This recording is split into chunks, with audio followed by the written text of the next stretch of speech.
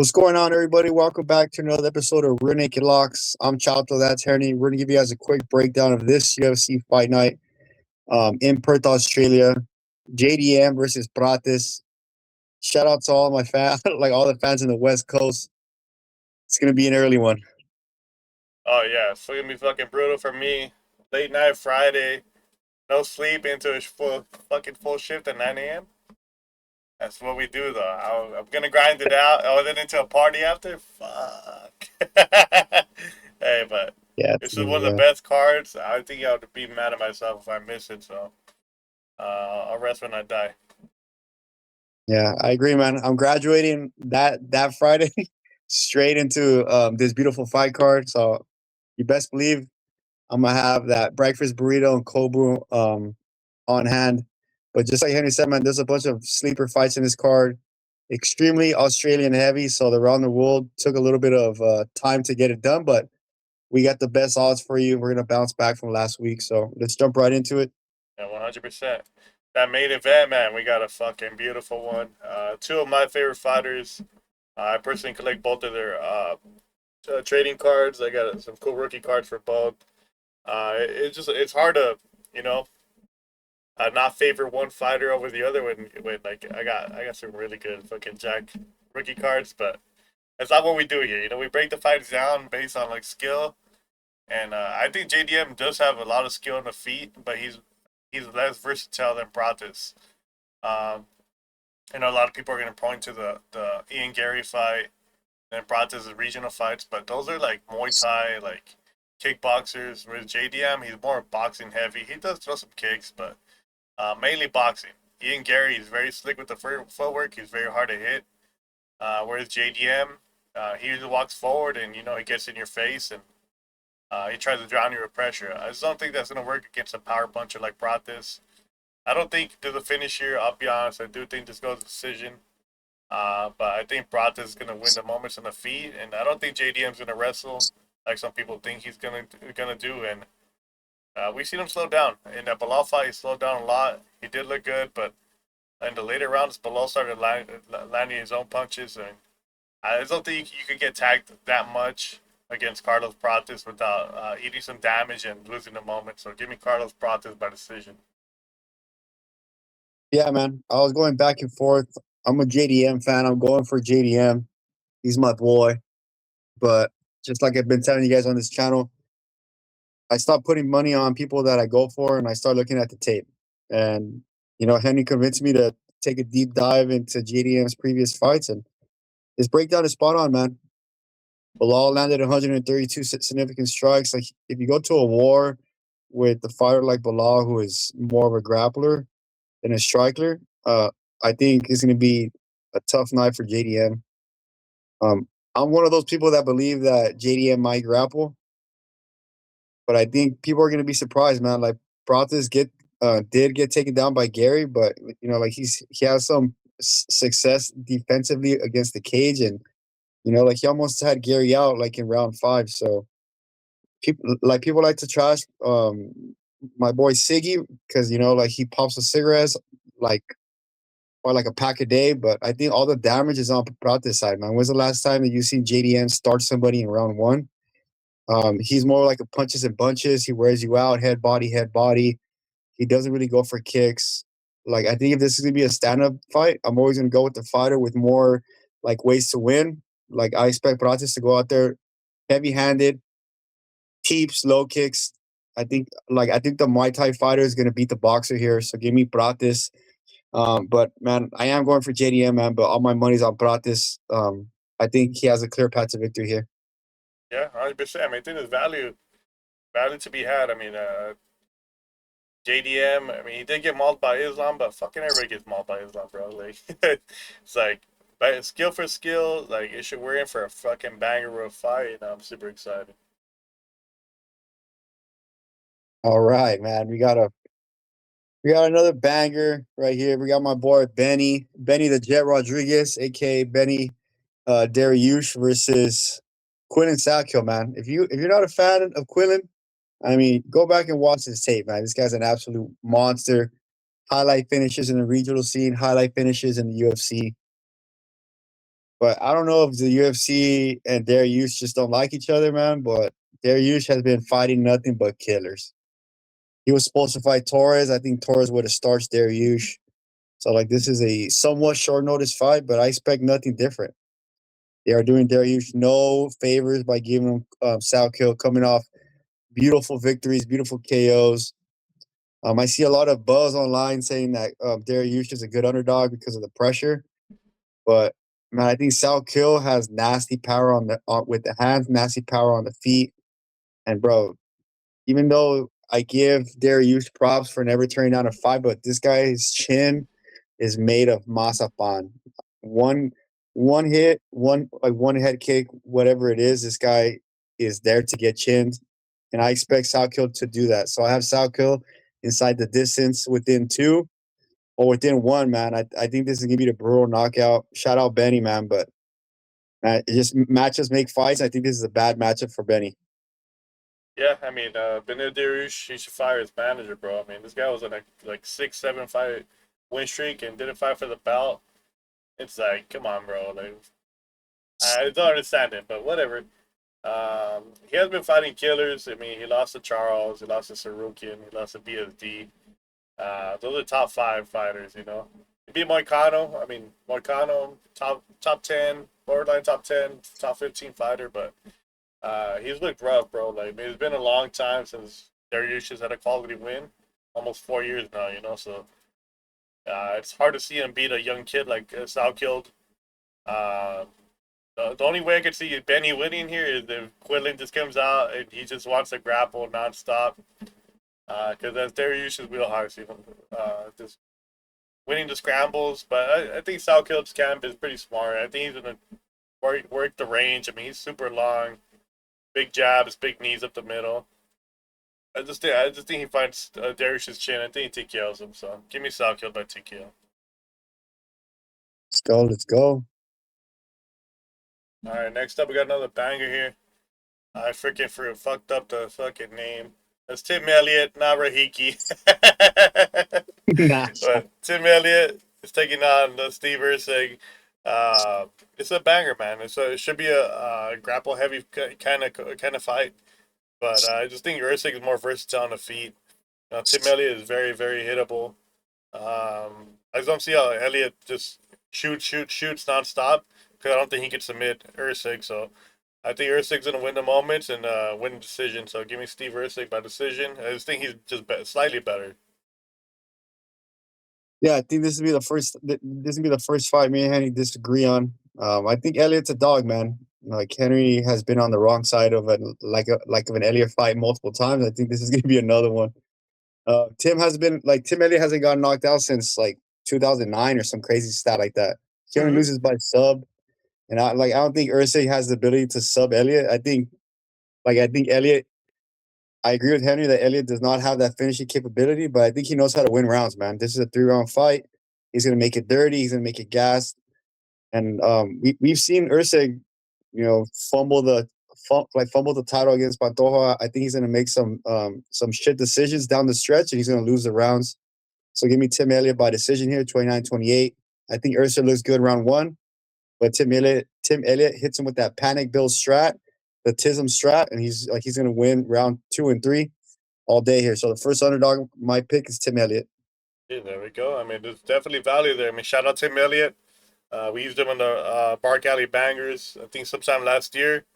Yeah, shout out my boy. They just here to pick fights, and I'm invested in Mavedi,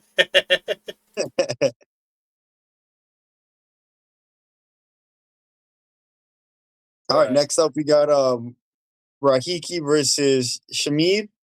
Man, this is a low key banger fight, man. If you guys don't know who Rahiki is, like he's coming out of that Lions Den Academy, straight killers over there. This guy has a 100% success finish rate. And I think this is like, if you guys don't know, watch that Hardwick fight. This guy was landing bombas on that guy, bro. I just saw a video of like Hardwick. He was cornering his teammate with his mouth wired shut. So I was like, these are nasty optics. This guy hits hard, and I expect him to actually cruise through this guy, man. Shamid, I probably botched that, but Shamid, like I think the level of competition goes to Rahiki. The power advantage goes to Rahiki. His ability to mix it up. So I think Rahiki clears Shamid in every aspect of the game. I have Rahiki inside the distance here. Vicious KO or ground and pound and club and sub all day. Give me Rahiki as an absolute lock here. Hey, there we go. I mean, honestly, Rahiki's. I'm a super big fan of his. He's doing a parlay last time. I'm not gonna use him in a parlay here because there's no fucking odds. I looked everywhere. I checked even like the offshore books. I can't find odds, so I assume Rahiki's gonna be minus 1,000 here. Um, Schmid, he's city kickboxing guy. He comes a bang, but he's getting knocked the fuck out here. Give me Marwan Rahiki here all day. I think he's an absolute lock, but I'm pretty sure he's gonna be minus 1,000. Especially short notice. But yeah, I'm a big fan of Rahiki. I think he gets another. I think he gets a finish here. So yeah. The next up, we got Shamil Gaziev versus Brando Pericic. Um, if you guys have been following the channel, you guys know I've faded Pericic a couple times just because he was really inexperienced. But now, 2 fights in, he's looked really good. He's very athletic. He's very fast for the division. It looks like he's super well-rounded, too. So, like, he showed some takedown defense against Sutherland. He showed some top game. He clearly has big power in his hands, and he's fighting Shamil Gaziev. Gaziev, I don't know. Like, he seemed like he was going to be a big prospect, and then now he seems like he's kind of falling off. He just looks weird. I mean, he beat Martin Budai in his debut. That's a quality win in hindsight. Falls off a cliff against Biggie Boy, and then beats Dontel Mays and Steven Peterson, who I don't really rate very high.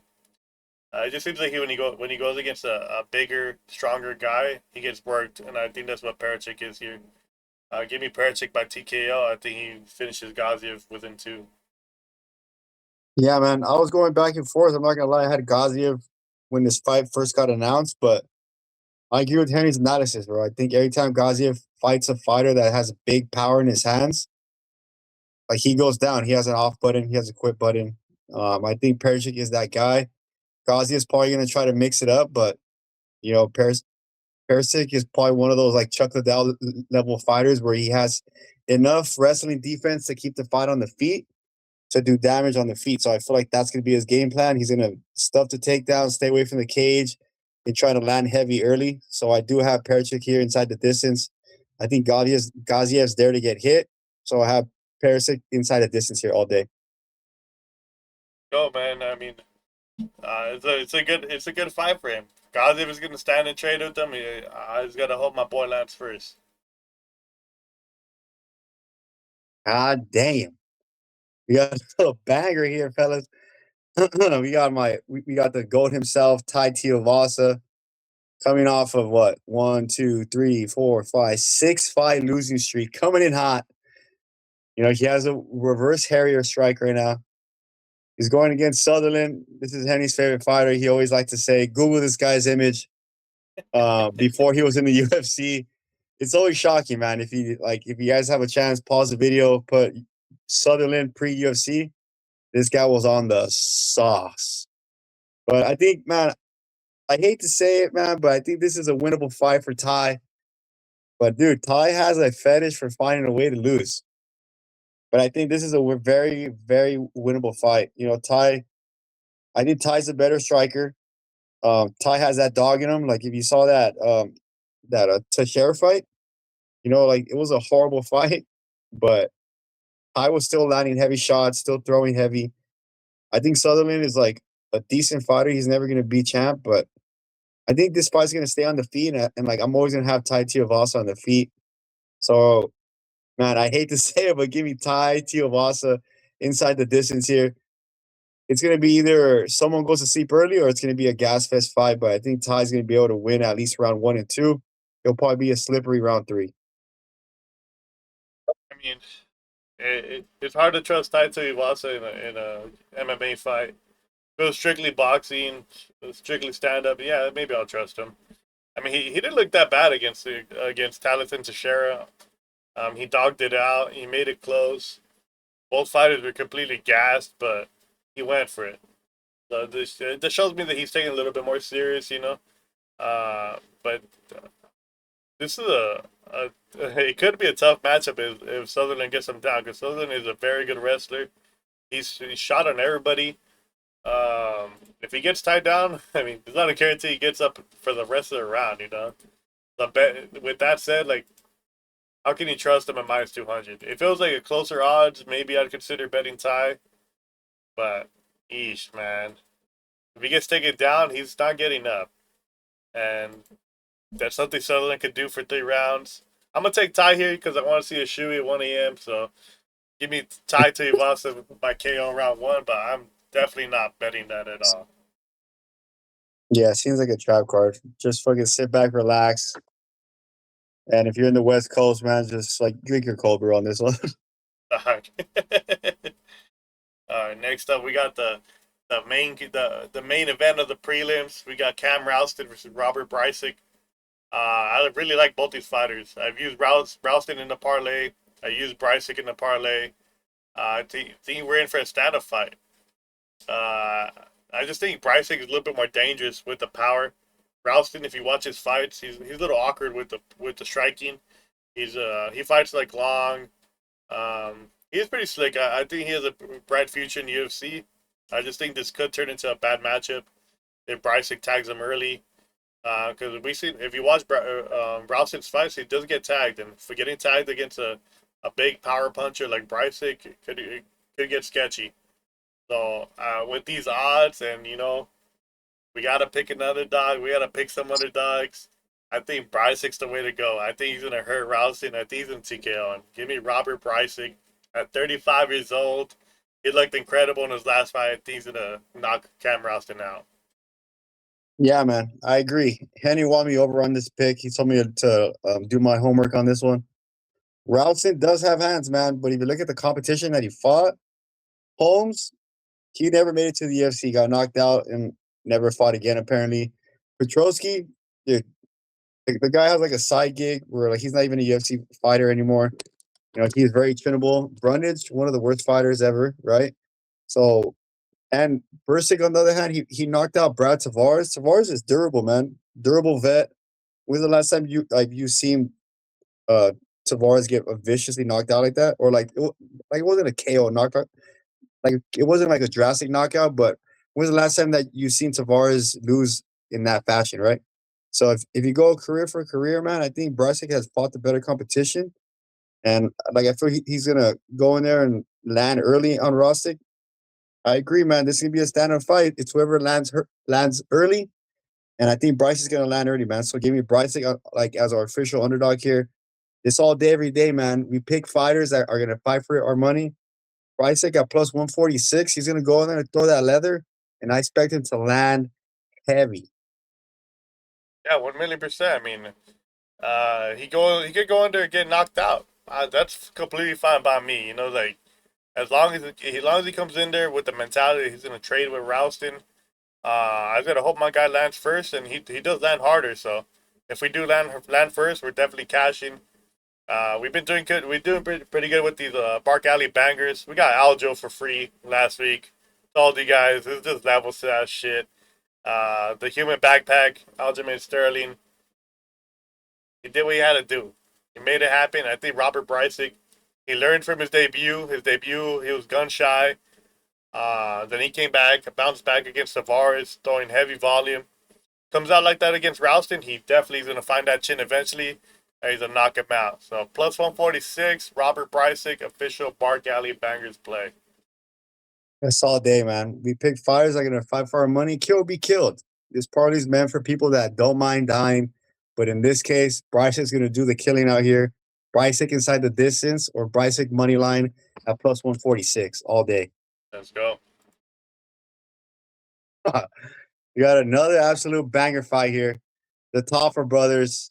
I don't understand why they're still in the UFC, but hey, they got a big name.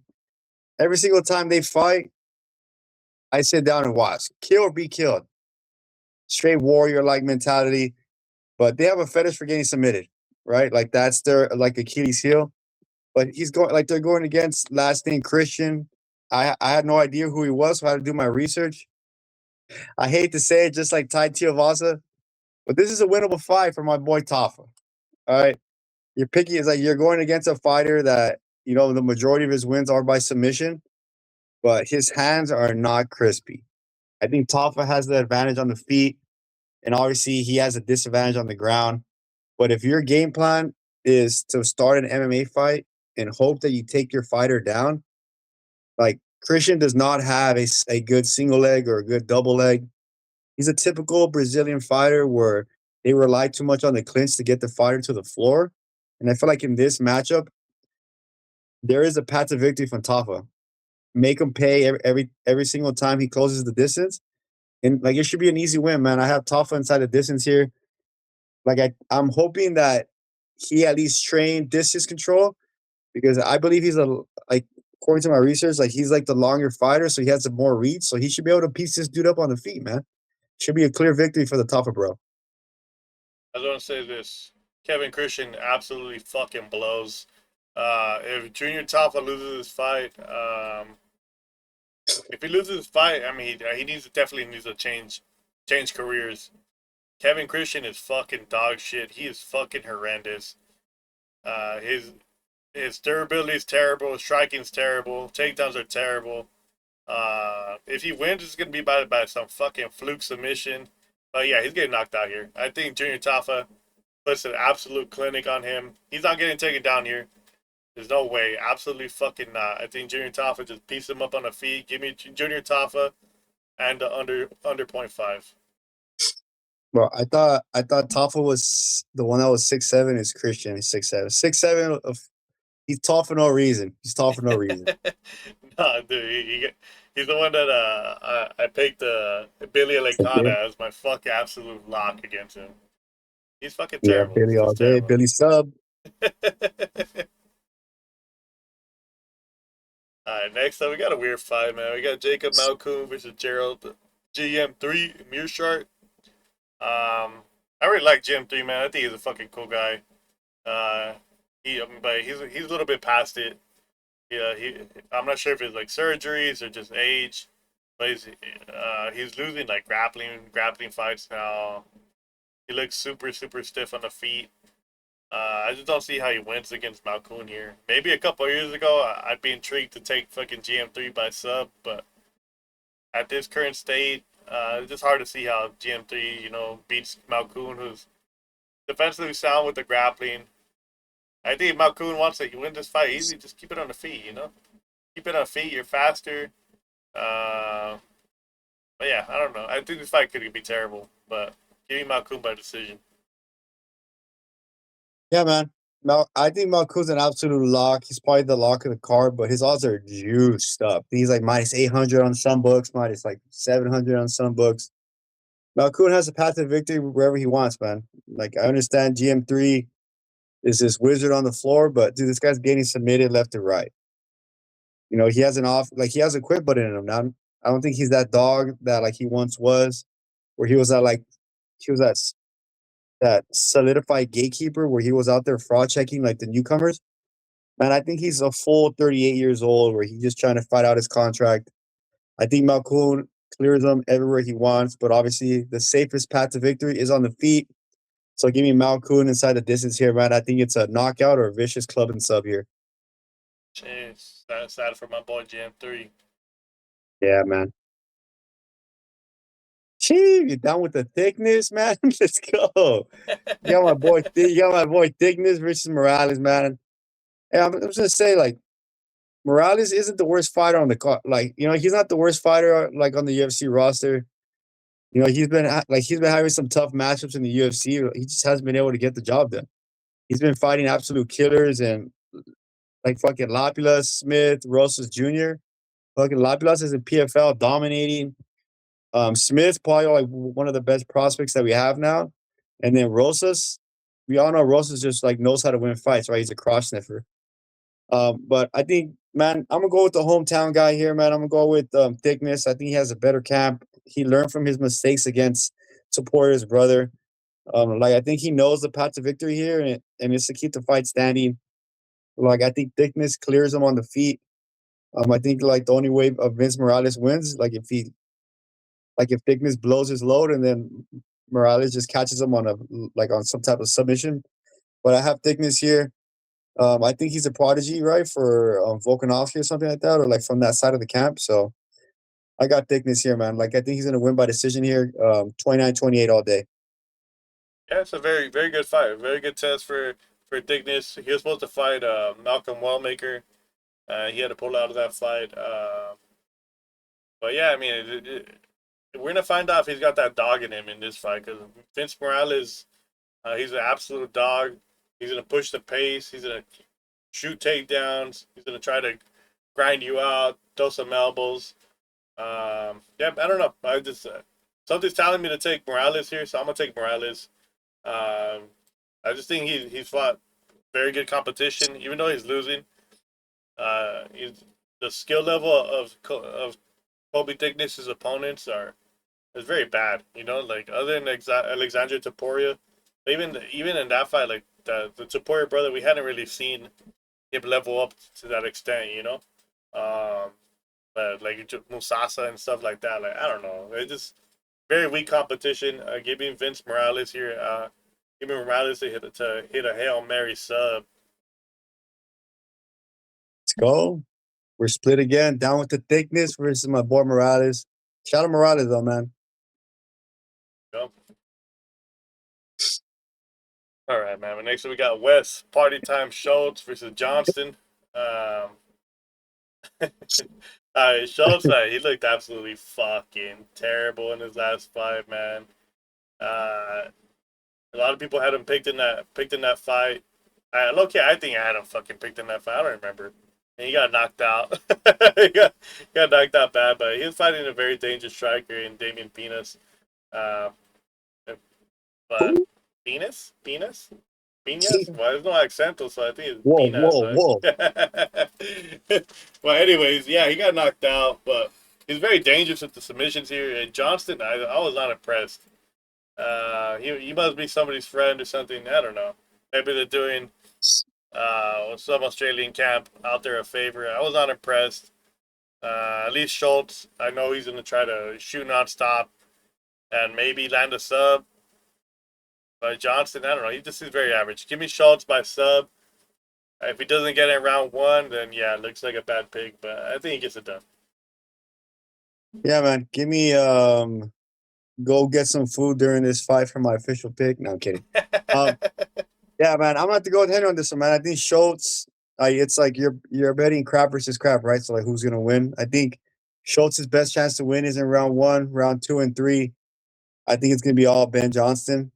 But I have faith that like Schultz went back to the drawing board, got it, got the right game plan coming off that vicious knockout. So I think Schultz is gonna win here, round one, club and sub. Shout out Ben Johnson from Australia, but I just don't think he's good, man. I was looking at some of his fights, like a lot of his fighters, like they're very low level, man. So that 5-1 record, like if he starts to win in the UFC, like I'll apologize, but I just don't think he's good.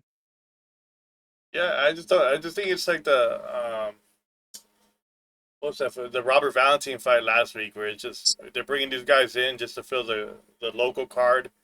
But I just don't think they're at that level. Where these Schultz, I mean, he looked good in the Contender Series and just got a absolute killer in his first fight. That's the kind of fight where if he lands a takedown, gets the back, maybe he wins. But as a grappler, you gotta land takedowns to win fights. So that fight was over before he even started. All right, man. We got an absolute banger. I don't know why it's so far down in the card, man. This fight should be absolute fireworks. If you guys don't know who Mikalev is, man, go do your research, bro. This guy's an absolute monster, up-and-coming prospect, 27-year-old phenom, in my opinion. He's must-see TV, man. He goes for the submission. I fuck with fighters that jump to Gilly, bro. This guy goes for the submission all day. But I am a little salty, man. He put an absolute beating on my boy Elliot.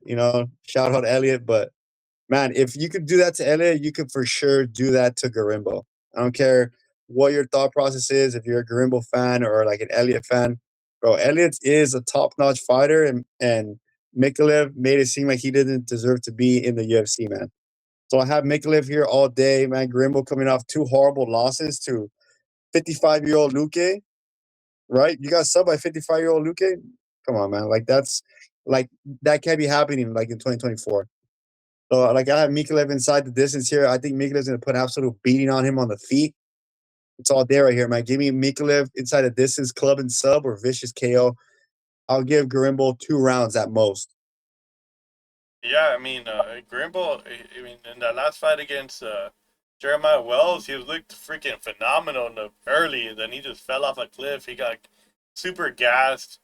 It could be his age catching up to him, man. He's 35 years old, allegedly. But I think he's just a super one-dimensional fighter. He's all wrestling, like non-stop wrestling, but I don't think he has the jiu-jitsu to make him dangerous on the mat. And somebody like Mikalev, who is very dangerous with the grappling, you make a mistake, you get lazy at the takedowns, you're going to get submitted. I just think Mikalev is the more dangerous fighter here. I think he clears Garimbo on the feet, on the ground. Will Garimbo probably take him down? Yeah, absolutely. He probably takes him down like 5 or 6 times in the first round, you know? But it's all about the scrambles in MMA, all about the scrambles in jiu-jitsu, and Mikalev is going to win those all day. So give me Jonathan Mikalev. Give me the captain by sub. Rear naked choke. Let's go all day. Let's go Mikalev. Then last but not least, it's another good fight too, man. We got Don Marfan. This is Cody Steele. This is Road to UFC versus Contender Series. Cody Steele, very, very, very good grappler. He came in with a lot of hype in his debut and kind of shit the bed there. But he held his own. Rong Zhu, very good striker. That's long, you know. This is just hard. It was just hard for Steele to close the distance and go for those submissions. And he ended up just staying on the feet and just trying to outbox a better striker, you know. Don Marfan, he's also a grappler, but I just think he's the lesser of the two when it comes to grappling. Like, it seems like he has good takedowns. He seems like he has good like clinch work, but quality of opponents is just very bad. He's lost to Quillian Salkill twice. Fun fact by sub. I think Cody Steele is very underrated, man. His debut left a lot to be desired, but I think he's a better fighter than that. Give me Cody Steele by sub. Give me Cody Steele by TKO. I think he finishes Don Marfan on the feet. Cody Steele by TKO round 2. Let's go, man. I agree with Henry, man. I think Steele, I think Steele's a good pick here. Like the odds aren't too juiced. Steele, in my opinion, is the better grappler. And if you guys are looking at Steele's last fight, yeah, like Rong Su did put a clinic on him, but Fan is not Rong Su. Fan is not the same caliber striker as Rong Su. I will give Fan like a good amount of credit in his last fight. He was stopping takedowns like he was an absolute veteran. But I think Steele is just going to be a different level grappler, in which like he's not going to be able to do that. It's not going to be the first or the second or the third takedown that Steele gets. But I think eventually Steele's going to get him down, steal the rounds, and then eventually, I think Steele's going to gas Fan out and like go for the finish here. So I have Steele inside the distance. I give Fan at least credit enough to survive round 1, but I have Steele to take over round 2 and finish in round 3. Shit, let's go, man. This card's a banger. I don't think there's any bad fights. Well, other than the Malkoon fight, but it could end up being good. Could end up being a little slugfest, but yeah, anyways. That's it for the breakdowns. It's time for the parlays. Chato was close last week at the Round the World, but I think he's got a banger here.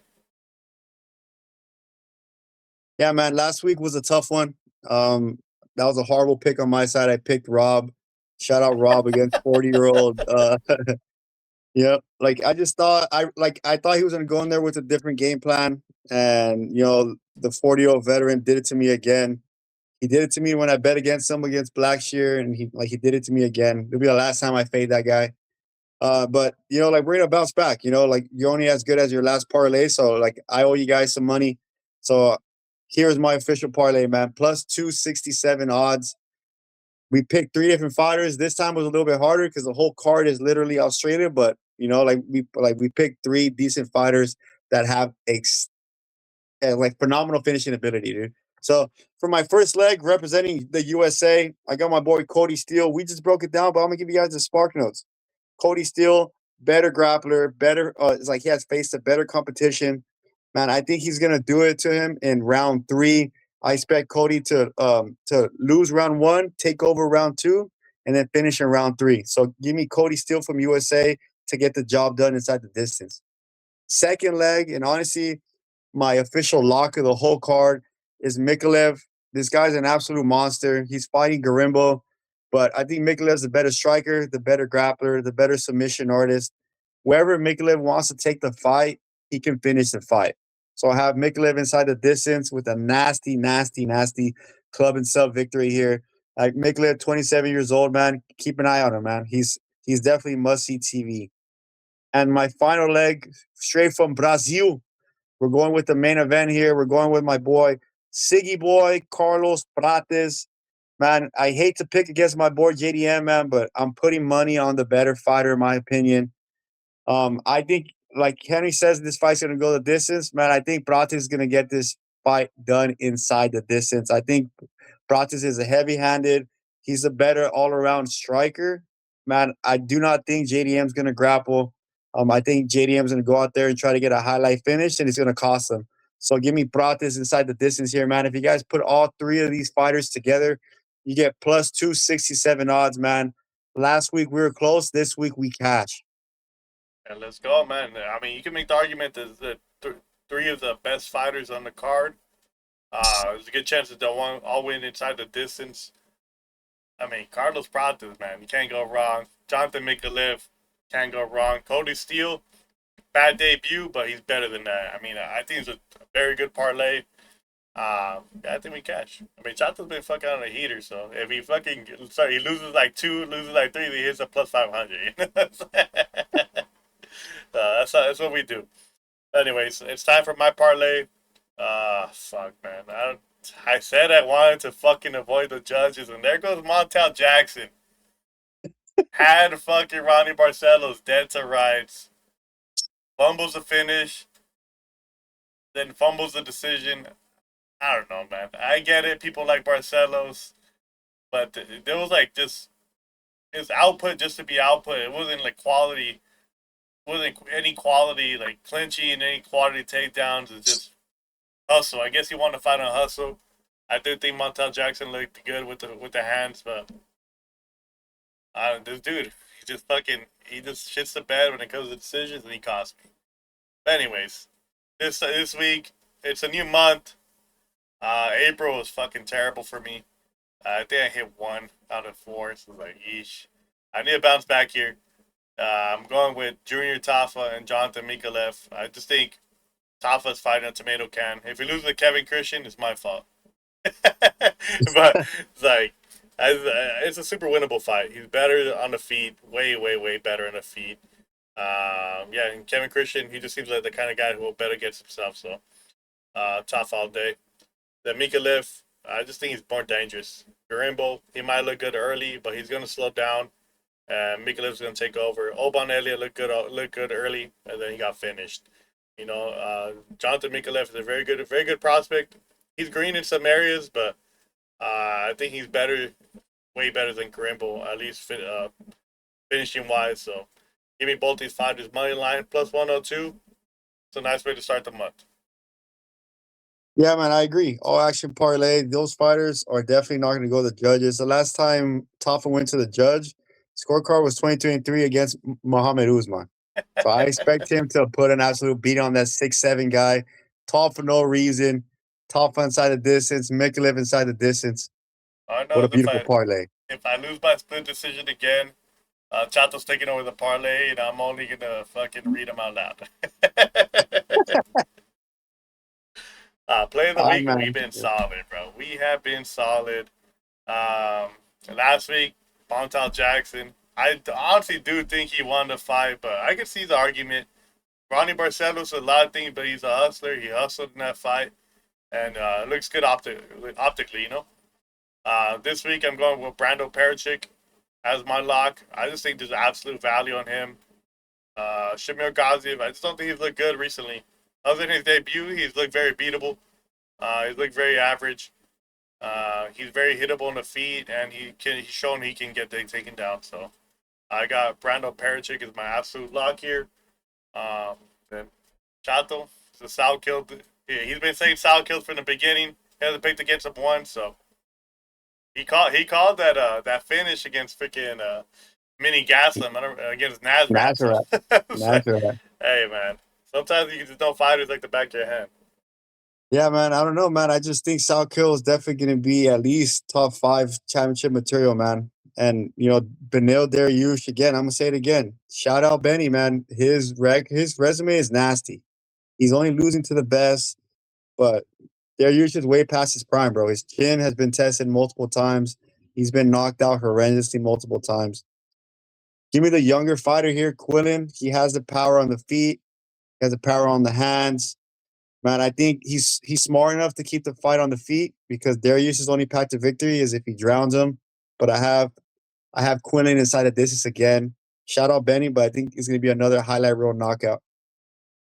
Yeah, I mean, you just can't pick a fighter with durability issues like that. I mean, the sequence that BSD finished them with is like, I don't know, that shouldn't be happening, you know? I just think, I honestly, I keep envisioning it's just like a straight shot from Soundkill, just putting them down and just quick TKO. Well, not quick, but just a TKO in general. But plus 101, we get plus money on every parlay this week, so I think it shows how good the fights are. You know, there's value on most of the fighters, and even if there isn't, there's fighters to parlay them with to get that value out of them. You know. Yeah, man, I agree, man. So thanks again for watching. Follow us on all social media platforms. If you guys are on the West Coast, East Coast, or like from different parts of the world, I'm going to be live in action, tweeting, giving our live breakdowns. If our parlays get bought easy, be on the lookout because me and Harry are going to be throwing Hail Marys out. We got to bet money to stay up. So like that's going to be the game plan. Thanks again for all the love and support, for everybody that comments, likes, and subscribes. We appreciate it, man. We'll see you guys on the next one. Rear Naked Locks out. 100%. Peace. Peace out.